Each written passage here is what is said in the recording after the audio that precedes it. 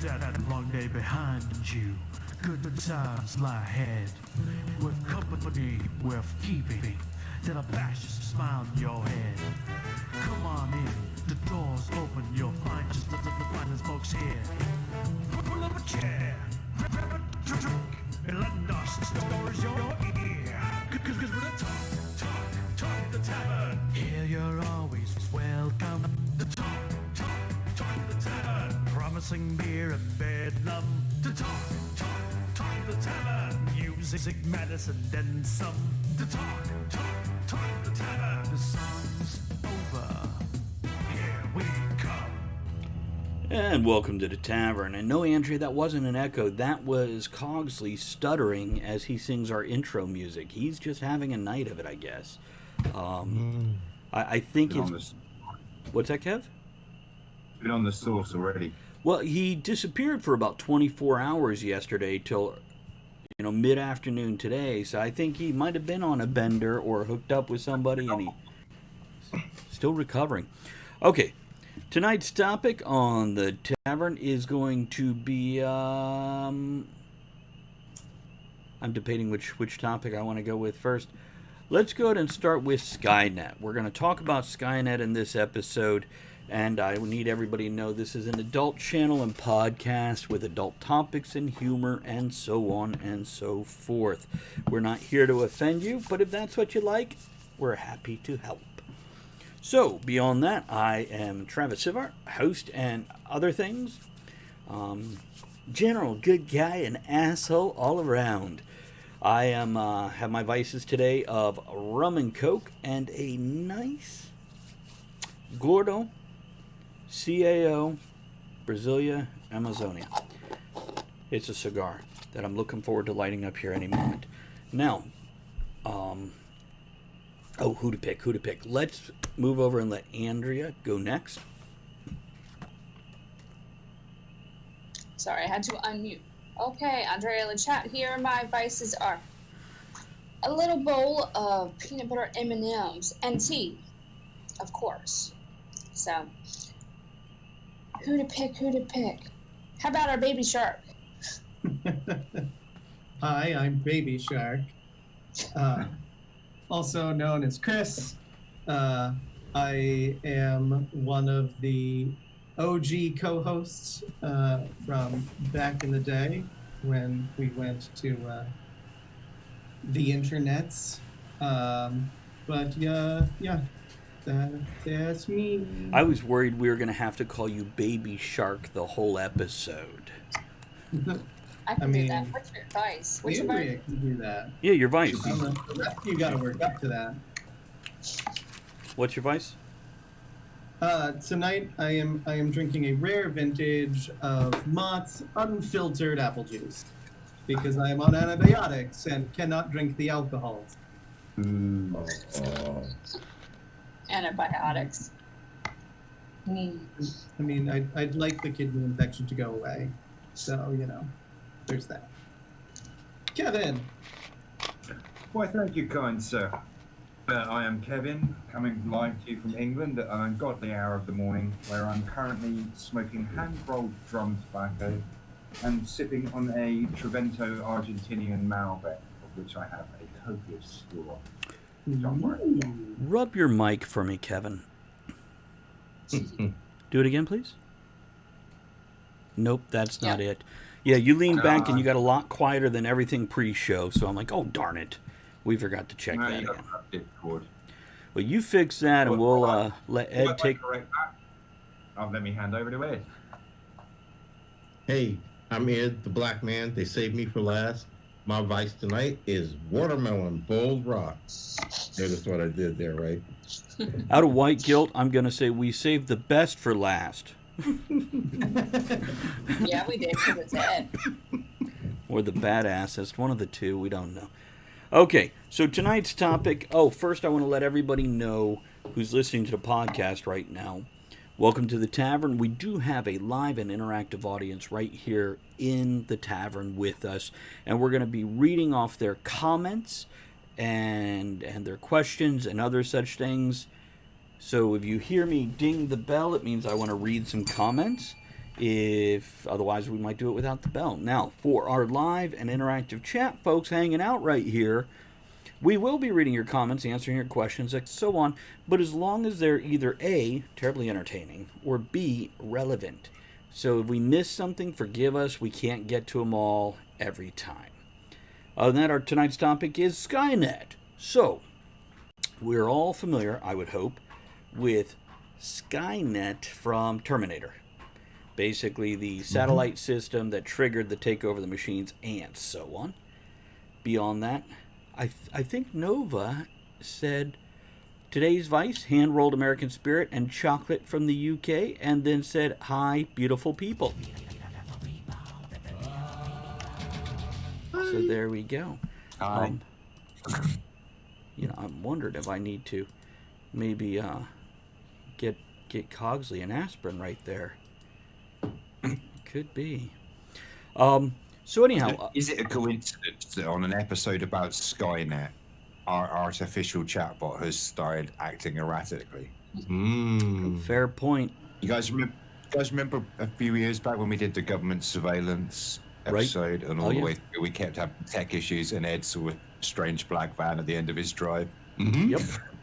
We don't talk about that. Or oh shit! When Sorry. we did the Halloween scary stuff we've experienced episode, something fell off behind the wall when Andrea was telling her story that had been up there for like 3 years. It's Can we do an episode where we talk exclusively about horror stories involving single malt whiskey and pussy? Or maybe I just want to do a field experiment. Can we talk about finding large amounts of money buried in the yard? Because I think there's actually a chance of that happening here. That's a good idea. Then we can buy single malt whiskey and pussy. That's right. That's right. We're getting another cat? God damn it, Kevin. So anyhow, Starlink is Elon Musk's latest project, where he is taking... He already has a couple thousand up, and they're looking at putting up 15,000 more, and I'm sure more beyond that. Dinner-sized plate satellites in low orbit to basically blanket the planet to deliver broadband internet across the world. Go ahead, Chris. So there's only around 500 satellites. So, Chris, you're really going to argue over the numbers right away. Point is, broadband across the world. There was like 1,500 launched the other day, like this week or something. There were 600 or something on top of what's already up there.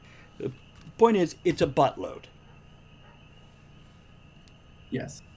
It depends on the butt. Well, True. Go on, Chris. It's like there were 450 or so satellites. This week they launched another like 1,100 or something like that. So and there's like 1,500 now? The rights to put up to like 42,000, I think, is what the current number is actually. 15,000 by 2022. Right, but like they're real close to that now, and then they in the future, within the next like 20 years or so, have the ability to put up to another, like, get the total number up to 42,000 satellites. Gotcha. Well, they're saying within 7 years it'll be maxed out anyway, so I'm sure they'll need it or an upgrade or something. So, all I'm hearing from this is, has anybody seen Kingsman? It's funny you should say that. I thought about that earlier. Great movie That's if you haven't, by the way. Flashes of. Another great role by Sam Jackson.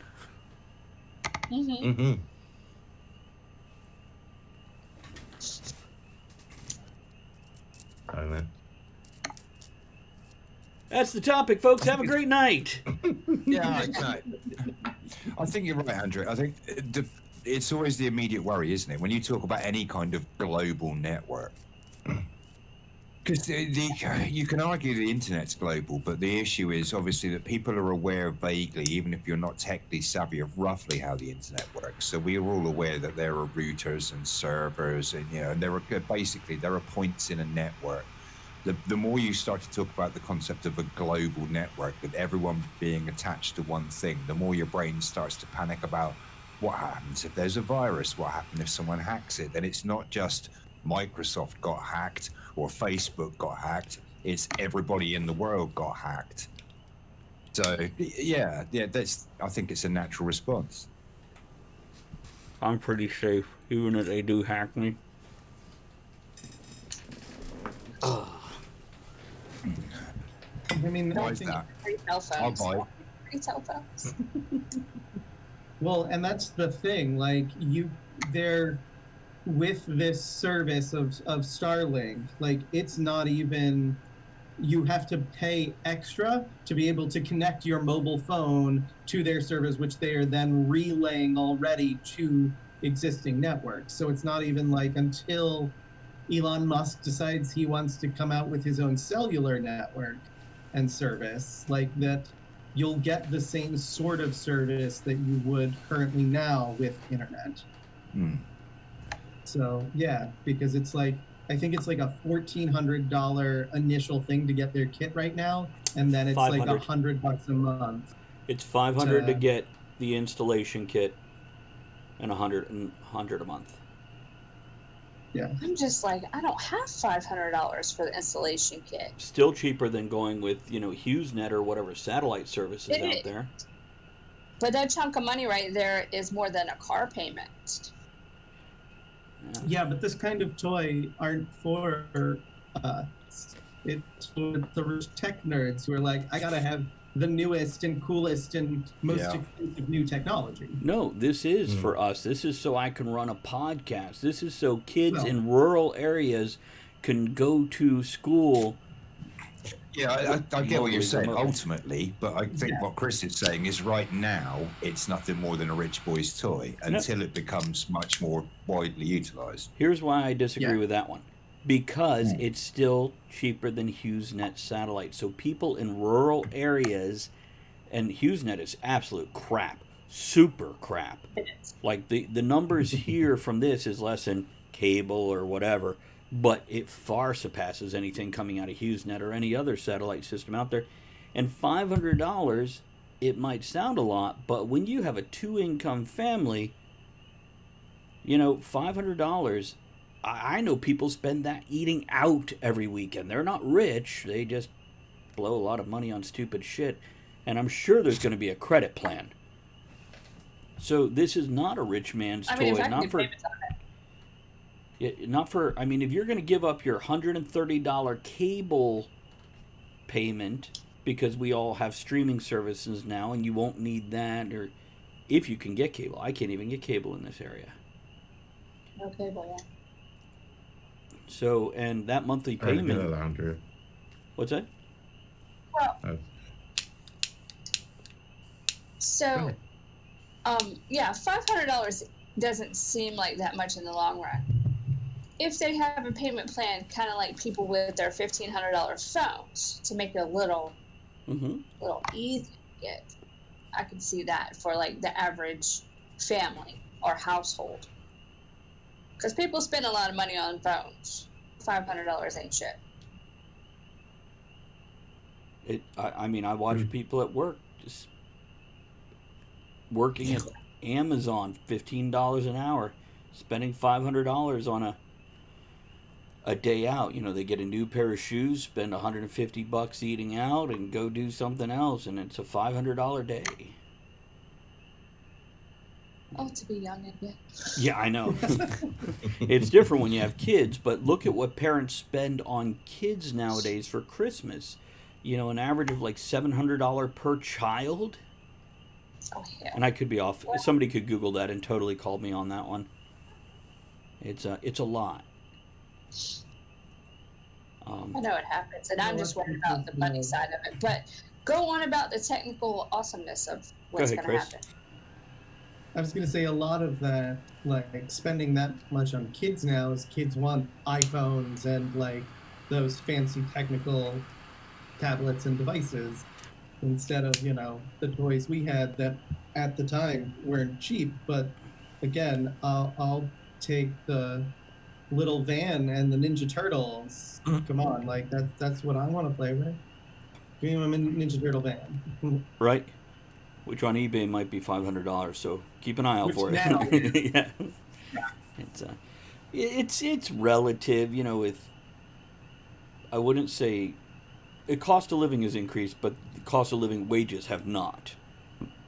So, you know, things are inflation wise comparable, but our pay rate is not. Yeah. But yeah, so if we get a network computer to deliver information across the world, what else could that bring along? Nothing bad, right? So let me throw this out there. With all the quarantines and all the things, and people, it's kind of a norm to work from home, do school from home, do everything from home. Do you think with this network making it more accessible to some of the remote areas, that will be the norm? They'll just stop doing what they did before and keep it like this, where people can work from home more or do school? I think now that businesses have been forced to do that kind of thing by COVID, even if they don't adopt that as a carry-on thing once this pandemic lifts, a lot of companies are going to bear that in mind as an alternative work strategy, either for the resurgence of something else like this, or for some companies will have found it a strain to adapt to this and have their staff working from home, but others might have found financial benefit from not having to have staff come into work. Mm-hmm. And so if a company is capable of adapting and shifting to that business model, then yes, I think you might actually see some companies go, well, hang on, if we can do this and everyone's actually being as productive from home, then screw having concrete factories. Let's Right. just hook everyone up via a network, get rid of all these material costs. Yeah, I think it could happen. I think so too, but also in the same time, I know a lot of those companies that, you know, require you to come in and do your 40 hours a week, even though it's been proven that, like, everyone has to work at home. They are still doing their job and actually being slightly more productive, are still going to be like, no, no, no, y'all got to come into work and sit in your little cubicle and do all of this. And it's like, but the pandemic has shown us that we don't have to. Right. If I may. Yeah. I Yeah. recently read a report and a study on this exact topic. There are three philosophies: totally work from home, totally work in the office, and the hybrid. What they're finding with the pandemic is company culture is disappearing, and they're worried about this. Now, this is partially propaganda and whatever the nationalism equivalent is to rah, rah, rah, our company. But it also has to do with direct interacting and face to face with your coworkers to create that actual bond between you, as well as sucking up to the boss to get the better jobs or assignments or whatever.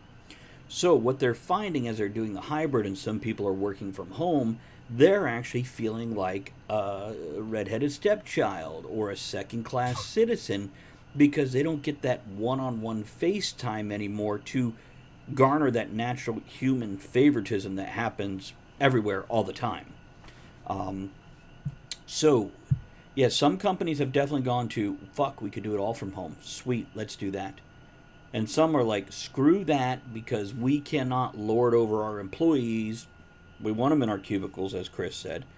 Then there's that middle ground where, you know, maybe we let you work at home 4 days a week, and 1 day a week you got to come in for the meetings and the things and the things.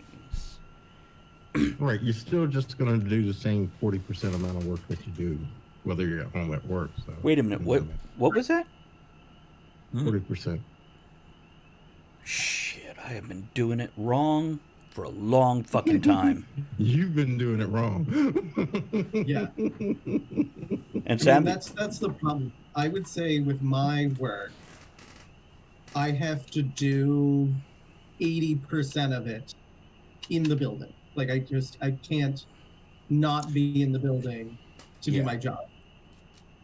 The other 20%, I can totally 100% sit at home at my desk because otherwise I'm sitting at my desk at work.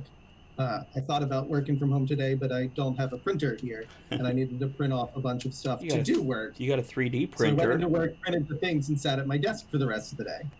But like, yeah, I think for the majority of our like marketing and development departments, like they haven't set foot in one of our buildings in over a year, and they're doing just fine. And like we have, those now they're bi-weekly staff happy hours, so everyone can get together and talk about all of the shit that is unwork related.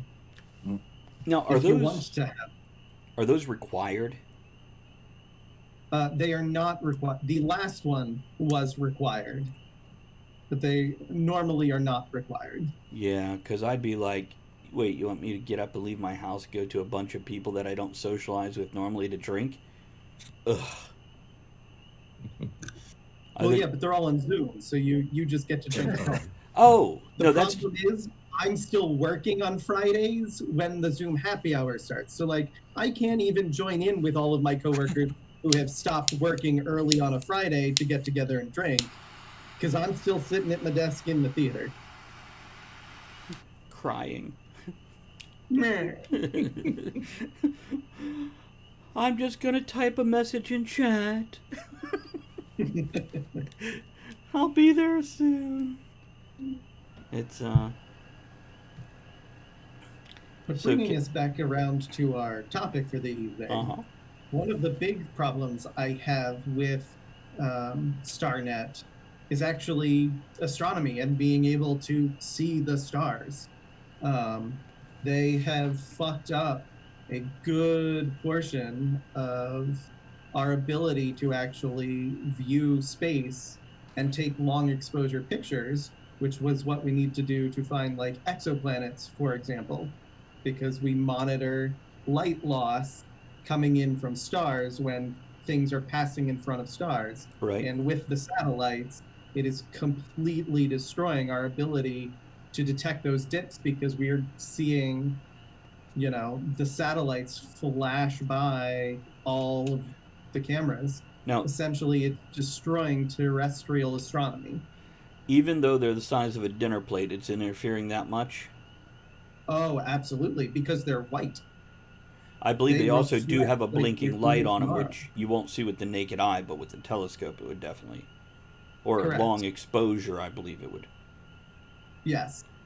There are several pictures. That really famous, no, why can't I think of their name? They're in Hawaii. They're on the top of that volcano in Hawaii. And have taken some amazing pictures. They were like, this is the first 3 nights after Elon Musk has launched his first 10 satellites. And it was like a half hour or 45 minutes exposure, and you had 6 giant streaks of the satellites crossing by in front of the thing. And it's like, our project that we've been doing the last 6 months is now ruined because we have no research data from tonight because of the satellites and have to recalibrate everything.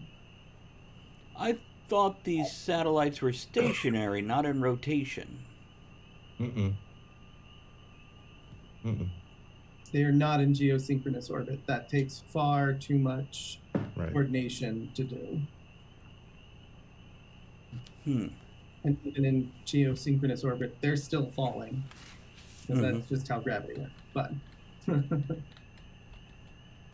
what are you going to say, Andrea? Nothing. I'm on mute. I'm just listening. I thought you were saying something. Listening to me rant about astronomy. I'm just making faces. I'm like, well, that's okay. Messing up the pictures. Yeah. It raises an interesting point, though. I mean, are we sacrificing long-term scientific expansion and endeavor for short-term expediency? Yes. Yeah. Yeah, I mean, there's always a risk in doing that, isn't there? Yeah. Yeah. Well, I know scientifically speaking, I mean, the argument, playing devil's advocate for a minute, you can argue that you can create algorithms that will detect and account for the passage of the satellites. But the trouble is, it's going to cause interference, like you say. So even if it doesn't wipe out projects, with the example that you've given, it's going to cause interference. It's going to slow down research.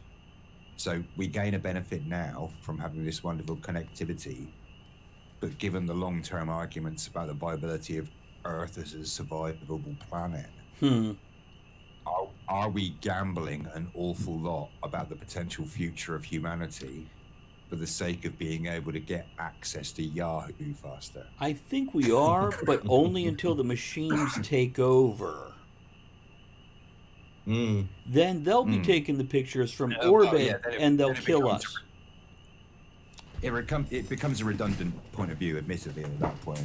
But before then, we have several other phases to go through, and I'd just like to take this opportunity once more to say that I welcome our new Chinese overlords.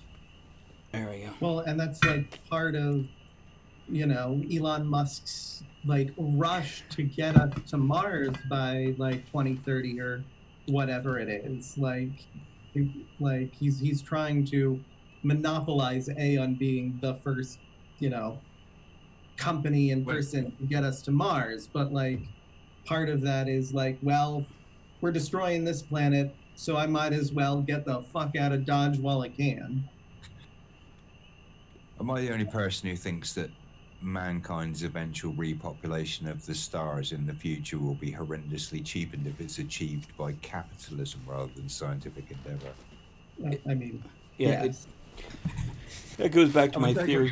It'll still be kick-ass to be able to go and walk on the surface of Mars, but yeah, we'll be doing it out of shipping containers,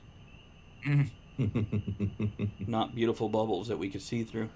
And it goes back to my theory of the two or multiple types of mental wiring, genetic wiring towards being the alpha by dominance, whether it's financial, physical, or otherwise, or being able to work together as a group to move forward.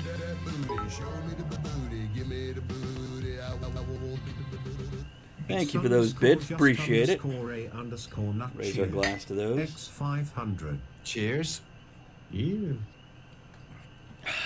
Showing the booty. But yeah, if we could learn to work together, it'd be a different story. If we're not just doing things for the sake of self-advancement individually, and whether that individual is a single person or a company or a country or whatever, one entity of some level or another, we have a chance of cleaning up our planet and stopping doing stuff and populating other places in the right way. But right now, if we continue with our path, nope, we're fucking over our planet, and we'll fuck over the next one too. I mean, we have less than 7 years to make drastic environmental changes before. They've been saying that for 100 years.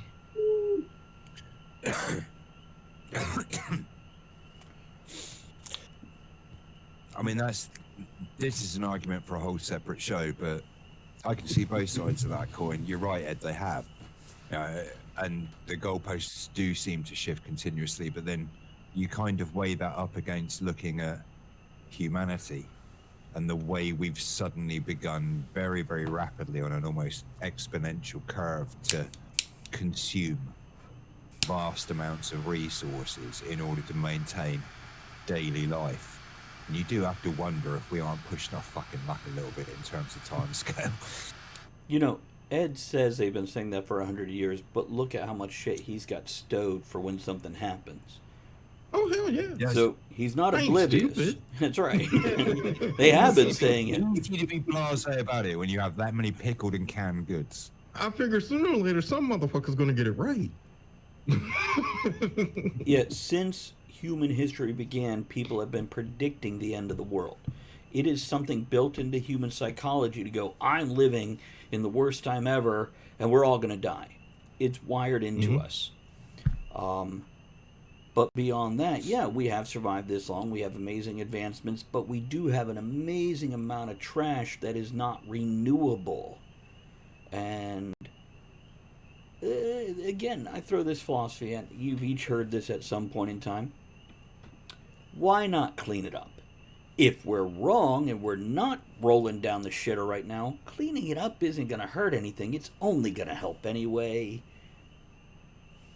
Well, we're rolling down the shitter every day. Okay, the still line from Battlestar Galactica. It has happened before. It will happen again. I don't think whatever is around the corner. Sure, we might not be helping, Right. but I don't think whatever's around the corner we're going to prevent. I think if science is right, we're already too far along because they have moved the goalpost multiple times. And if it's that flexible, well, we're going to get a big surprise. We're going to wake up one day and 5 years later, the world's going to be very different. Mm-hmm. When a series of events kick off. Or we'll be here 200 years from now with people going, we got to clean up our act. And somebody else going, they've been saying that for 100 years. 300 years now. So, yeah, there's... If it's in a short space of time, at least we'll still be alive to sit here making a podcast that says, we told you so. Right. All right, mark the date. In 7.5 years, once we've passed that, it's too late. That's pretty much just doubling the time we've been on the air. So yeah, this year... Pretty much, yeah. I guess this year will actually be 9 years in October. 9 years, oh yeah. And that's with the live broadcast. Counting and all of us still only 21 years old. Yeah. Wait, what? Well, I was 21 when we started. Hey, you know what I was close. What I just realized is Zazzle was born the year the Tavern went live instead of pre-recorded. It's our little Tavern, baby. Anyhow, for anybody that doesn't know, Zazzle is one of our cats here in the Tavern. I feel like Chris needs a cat. Okay. Are you allergic? Yeah, I'm not sure Chris feels it with the same enthusiasm you do. Don't get me wrong, I prefer cats to dogs, and I love other people's cats. However, Right. I love other people's cats too. Not in a hurry to be owned by one, no. no. I do not like things sleeping on my bed with me, especially things that want to crawl in my face. It never ends well for them. Okay, look, I said you were a guest in my house. I could do what I want, but I did apologize. The other morning, Chris, I woke up and it'd been a particularly cold night, and we get quite a lot of violent windstorm here on because we're on an island. For those of you who don't know where I live. Anyway, being a really rough, stormy night, I woke up at about 5:30, 5:45 in the morning. I thought, why am I awake? Something's clearly woken me because I'm one of those sleepers. You know, if I come awake before a certain time in the morning, Thank you, Gary. something is up. Thanks, Gary. So I'm laid in bed on my side, eyes closed, but sort of senses like going, what's going on around me? Why have I woken? And I'm aware there's this vibration. I'm like, has the cat got on the bed with me? Which is very unusual for him, but occasionally when it's really horrendous outside and he gets a bit scared. So look around, no, I can't see. I open my eye, look up on top of the duvet, you can't see the cat anywhere. But I can still hear this sound, and in the end, I end up getting my phone from my bedside table, flicking the light on and sort of panning it around. In the end, I lifted the duvet, and because I've been laid on my side, and I'm quite broad-shouldered, obviously that leaves a gap as the duvet starts, and my cat had not only got up on the bed, he'd crawled under this little gap in the end of the duvet, and had crawled down and was in the bottom of my bed, in behind my knees. So yeah, it's not just a case of finding them on your bed, it's a case of being shoved out of your bed by them if you're inconveniently in the way of the warmest spot in the house. Yep, no thank you. If you are the warmest spot in the house. Yeah. It's I do run a little warm, so yes, that would be a common occurrence. There you go, Andrea. See, that's why more of them me than you. I just run warmer than you. No, because I know they know I don't like them on me. It's like, nah. Beside my feet, that's it. Yeah, I think That's where we all as a sleep. cat owner, I will say there is this weird. I don't know if you guys agree with me. I'm intrigued. There's this weird misconception that dogs are intelligent and trainable, and that cats are completely stubborn and completely untrainable. But they're not really. They do learn patterns of behavior over periods of time. Do you find that with your older cats, that they understand certain gestures, or? Oh, yeah. Yeah. Now, the ones that are under 2 years old are just fucking morons. But Steve. with age... Yeah, I would argue in their defense that it's just they haven't had the appropriate length of time to learn pattern behavior, because they are slower than dogs to pick that kind of thing up. Well, I have had young cats. When you don't have multiple cats, it's much easier to train your cat. So I have had a cat that would fetch. I would have a cat that would play tag. I could chase her to one room, poke her, run to the next room. She'd chase me and get me, and back and forth we'd go. So yeah, I can't remember if you guys saw much of it, because he tends to play up amongst company. But with Fred, if I click my fingers down here by the floor, he'll jump down off wherever he is. If I want him to get off of furniture or off someone's lap or something like that, and if I click my fingers up in the air like that, he'll jump up and pay attention for food.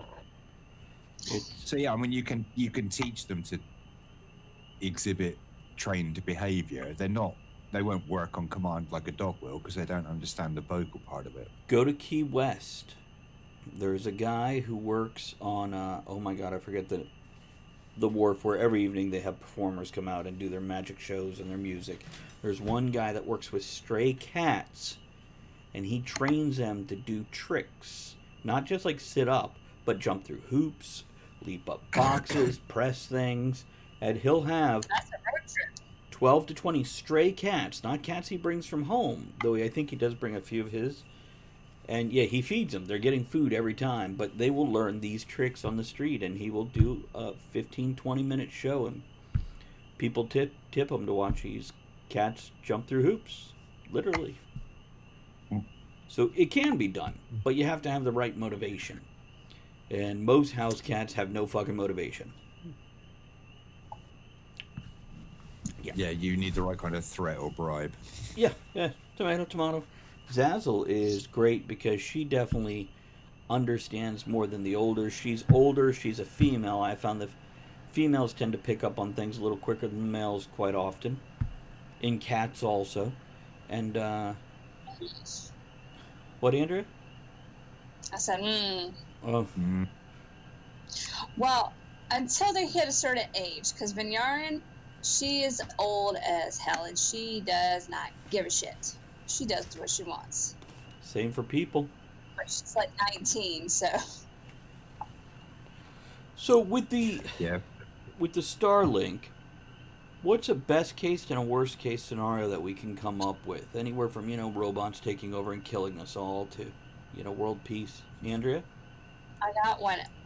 Going on this previous conversation, the good thing that can come from this is cute cat videos can be seen by everyone around the world. It's true. It's true. And not to mention porn delivered more efficiently with less buffering. Oh, that would be nice, because... Oh, yeah. Because you don't have to finish that sentence. As far as I'm concerned, that's the sentence. I think everybody finished it. Even if you did finish it, we'd all be like filling in the blank on our own anyway. Yeah. It's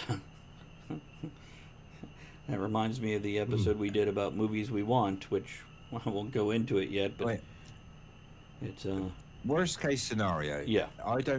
I'm not convinced that the worst case scenario for it is as bad as people's paranoia would make us think it could be. Never is, but go on. No, I mean, we mentioned at the top of the show about the natural paranoia for being worried about exposure because of a global system affecting everybody. So there's this sense that we're all going down. Does that make sense? You know, rather than there's a degree of separation, which means it might be me, but it might be the other guy, which makes it easier for me to turn a blind eye to the risk. Yeah. But I'm not convinced it would necessarily be that bad. We've heard all kinds of horror stories and panic stories about all kinds of security and internet-based systems that have been developed since the invention of the internet, and very few of them have actually led to catastrophic level abuses of those systems. There have been breaches of security, there have been problems, but no one's still talking about the moment Microsoft Messenger being hacked brought the world down. So Or, yeah, I was gonna say, or Y2K. yeah, you know, but that's another good example, though. That's exactly what I'm talking about. It comes back to that point we were making about this, maybe slight paranoia about the way people perceive it. Are we so worried about damage to ourselves that we're over-emphasizing the danger of everyone being connected to a network? Because the positives could be incredible. Oh yeah. Could be.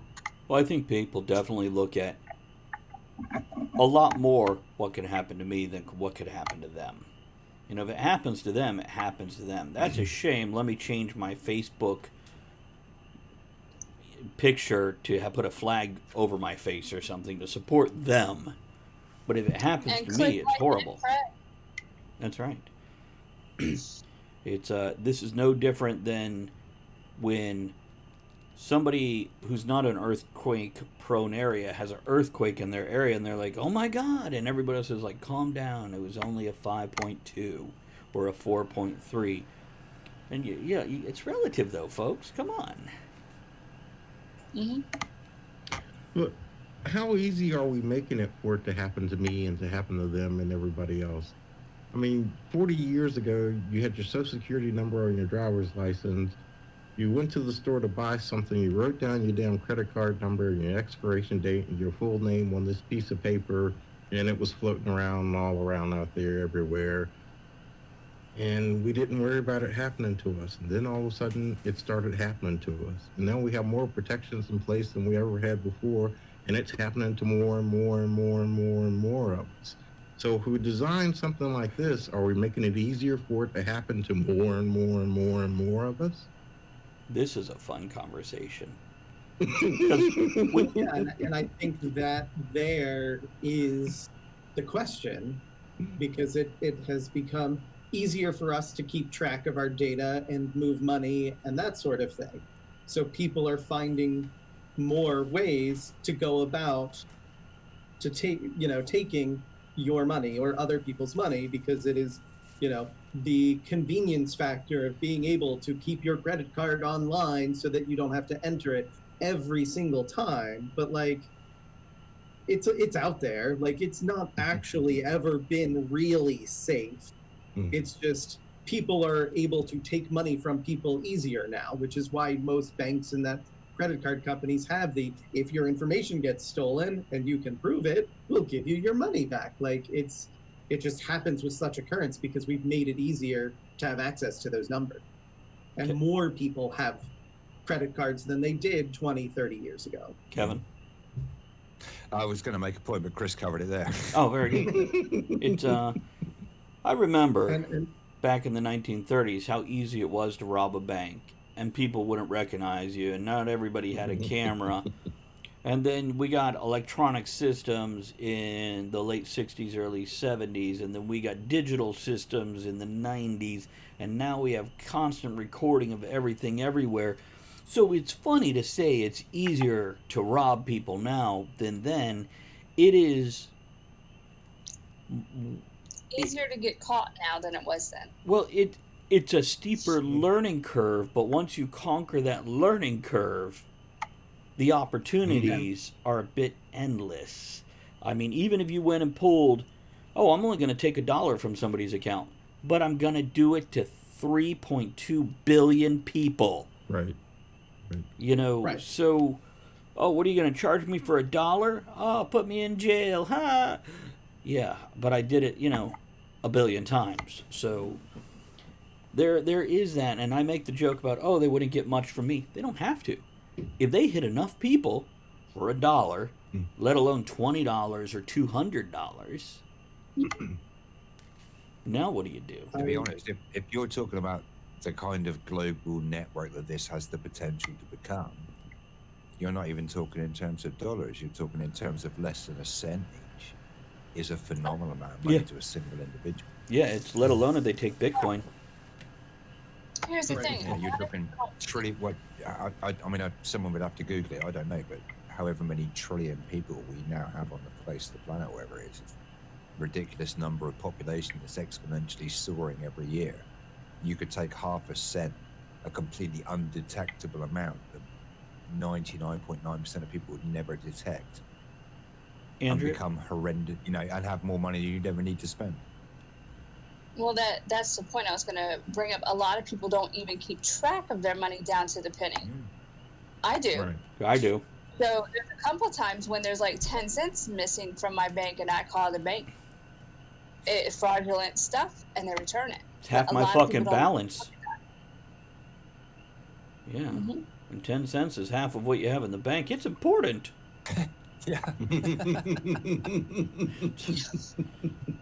It's not easy to rob me blind. I'm already pretty fucking nearsighted when it comes to that.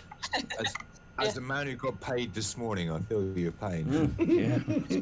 As I keep checking my bank for my next deposit. You guys farewell check. I just keep checking it for the Malbec fund. You know what else I get paranoid about? When there's a deposit that I don't recognize. And I start to panic going, where the fuck did that come from? I mean, thank you for the money, but I don't care if it's $7.89. I need to know it came from my royalties from the UK, from my books. Or, yeah, Kev. Here's an interesting point. And you know what we were just saying about the possibility of multiple people being accessed and hacked by the vulnerability of a global system where everyone's connected. So what about the potential for something going the opposite way? You read about these things like, oh, this bank accidentally paid this guy $1,000 extra into his account, and he went off and had a spending spree, and now they've got to, they've said, oh, they'll forgive him for it because it was their mistake or whatever. What happens if you have a computer banking system that accidentally credits every single person in the world with a cent? Collapse. And the next morning you wake up and your entire financial system for the entire planet has undergone a catastrophic collapse. Yep. Yeah. I saw that movie too. Yeah. Did you? I mean, that was off the top of my head. Is anybody else getting Superman 3 flashbacks with Richard Pryor? Which Has by anyone else got a notepad? Because if this became a movie, I could be missing out on $1 here. That's right. Everybody could be missing out on $1. I don't think we are going to get Terminator style global takeover. I feel like if anything, we're gonna hit more of the Mad Max kind of collapse. It's far more viable than a Terminator Matrix style. The computers have taken over. If computers take over, it's going to do it by wiping out 99% of the population through like a brain embolism or something. Right. Yeah, we're all suddenly going to develop a radiate. What's that, Andrea? Again, have you seen The Kingsman? That's right. That's right. That's exactly what I'm talking about. But I'm talking slower. Over 2 years, just with minor beaming, suddenly you develop a tumor, a clot, and people over 10 years, we lose a huge amount of the population. I also think, this is off topic, and Kevin, I'll pass it to you. I know you said something. So, I think there is a good chance within the next 50 years, we're going to see a huge and, in a small period of time, burst of suicides. Because of the psychology of our society and the way we're forming things. And yes, mental health is coming out more and it's more important. But because of sci-fi reasons, I think we're going to see a rash of suicides where like 2 to 12% of the population commit suicide within a 3 to 5 year period. Worldwide. It will be concentrated mostly in first world countries, by the way. Makes sense. People who actually are more affected by the reliance on and availability of technology. And Gary here Well, says, sorry, Andrea, I'll hand it to you in a moment. Gary says that can actually be achieved with microwave very quickly, the embolism. Yeah, this is technology that does exist. We've recently had a nationalist or a national figure who a country was investigated because they possibly did this to a political figure from another country. Andrea? oh wow. I was going to say with the suicide thing, it might be because technology is more accessible and you can reach more people, and the cyberbullying and things like that. Yep. First world problems. Go ahead. And with everybody having to be coddled and not have to deal with things, or bullying not being allowed, or so they can't handle it when they're criticized. That's what I'm seeing. I agree with you there, because it will be psychological reasons they do it, and largely human animals are wired where they have to be challenged. They have to face difficulties. Otherwise, they start creating problems in their head that may actually be a problem, but we blow it up. This is in our psychology, to turn that shit up when we don't have a real life challenge to face, like going out and farming the field or whatever. We create issues and problems in our head. And because of that, if we get so... We all remember the Mouse Utopia experience, right? Mm-hmm.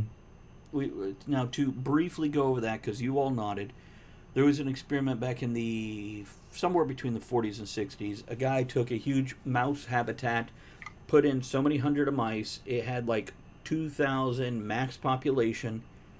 As the population grew, and no predators, no challenges, food, housing, everything supplied. Before they even hit max population, the mice stopped breeding. The mice started showing psychological issues. And the final generation, before the whole colony died off, basically sat there grooming themselves. They looked smart, healthy, and intelligent, but they were actually dumb and lazy and wouldn't even have sex. And people went... They didn't need to, because they didn't need to interact with all the other mice, because they got used to just interacting with themselves. Right, and the food, and etc. So, and a lot of people are like, well, could that relate to... Yes, that could relate to humans. Yeah. We can look around right now and go, wait, is that what you're talking about? You can see, yeah, you're right. You can see that behavior right now. You're not talking about science fiction for the future 50 years from now. You can look in your neighbor's window and see it. Yeah, I get in trouble for that, Kevin. Or in your own lounge. Yeah. That's right, your own window. Andrea, what were you going to say? I was saying we can't look in our neighbor's window.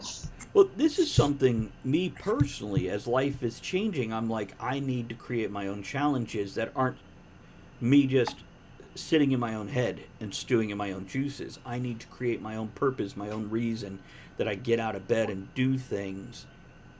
And this is why I do this show.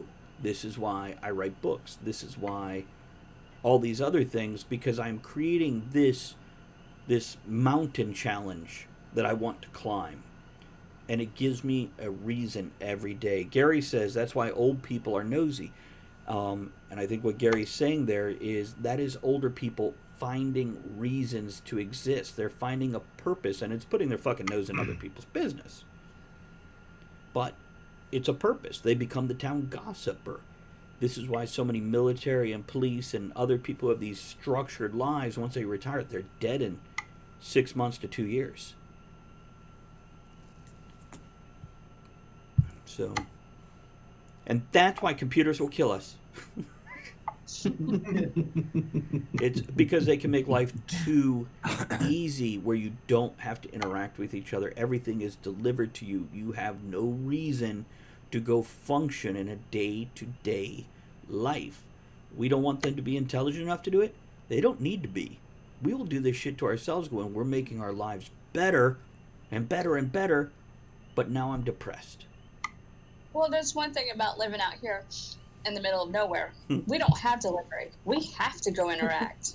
they don't do a lot of things like they do in the cities And and the more populated areas. So we have to leave the fucking house. And we do complain about it, by the way.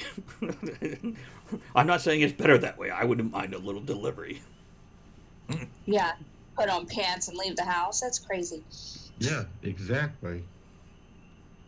Not when I What's that can about? stand on my porch to take a pizza with just a shirt on. A long And shirt. socks. Gotta have socks. What? Gotta keep those toes warm. Only if I'm wearing sandals with them. Oh, absolutely. You monster. Sock garters. Andrea finds sock sock garters garters, sexy. okay. I have 3 pairs of sock garters, by the way, just so you know. So, okay, we got a couple minutes left. Anybody got some closing thoughts on this? Give a wave at the camera, and I'll just go around. Closing thoughts. We're or doomed. we We're doomed. We're doomed. I'm done. There you go. Ed's covered his. Andrea, you got anything?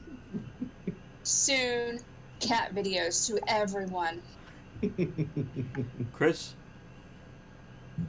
I think it has potential to help a lot of people, but I think in the long run it's going to end up hurting us more. And let's raise a glass real quick to Dave, throwing his bits around. Appreciate that, buddy. Thank you. Cheers, buddy. Kevin, Yeah, you're almost Dave. done with that. Good thing the show's almost done. What's your closing thoughts? I think it's wise to approach this kind of situation with caution rather than open optimism. And the reason I say that is, if you look at the history of the way humanity has approached other technological leaps, a lot of people will just dive at it without any caution. So when this thing goes live, a lot of your friends, a lot of people will just, they're gonna use this thing. This is gonna happen. So I think the way to approach any coming situation like this is to think about what could go wrong, not what can we get from it. If we're gonna get something good from it, that'll come, because people are gonna use this network. What we need to think about is what could go wrong if we fucked up when we think about what we can do with this. Okay, my closing thoughts are I'm going to use this as soon as it's available. And here's what could go wrong is we could broadcast stronger, cleaner, and more often. Cleaner, like broadcast-wise, not language and content, because fuck that. So, yeah, you guys are in danger of more tavern shenanigans and other such things. So, let me do the wrap-up. Hold on, got a big cat ass in my way. I want to thank everybody for hanging out in chat and supporting the channel by throwing bits and subscribing, rating, picking up merchandise that's available. We have the Talk of the Tavern and other show pint glasses and shot glasses and flasks and shirts. Also want to thank everybody for supporting us on Patreon or PayPal or right here by subscribing. Much appreciated. Don't forget to check out Right Night, another podcast done by us here. And if you ever want to write us with your thoughts about the episode you just listened to or some episodes you'd like to hear us explore and possibly do, let us know and just email us at talkofthetavernshow@gmail.com. That's talkofthetavernshow@gmail.com. Other than that, we're out of here. Let's see how much Cogsley can stutter while he sings our outro music. Oh, wait, you know what? Toast. Toast? Yeah. We didn't do an opening toast. I told you guys I'd forget it. It's so let's do this 2 ways. We're gonna get one from Drunken Cogsley. Cogsley says it's not the daily increase, but daily decrease. Hack away at the unessential. Would you like butter on And that, sir? I'll just go with Kevin's earlier toast of here's to our new robotic overlords. Brought to you Drink to by that. China. Okay, we're out of here, guys. Thanks for joining me. Thank you, good night, and 1100011001. You know what? Same about your mother. Don't forget Okay? to join us at the Tavern next week. Until then, have fun, keep learning, and be good to one another. Now, raise your glass in good cheer. Enjoy the small moments every day and steamy dreams every night.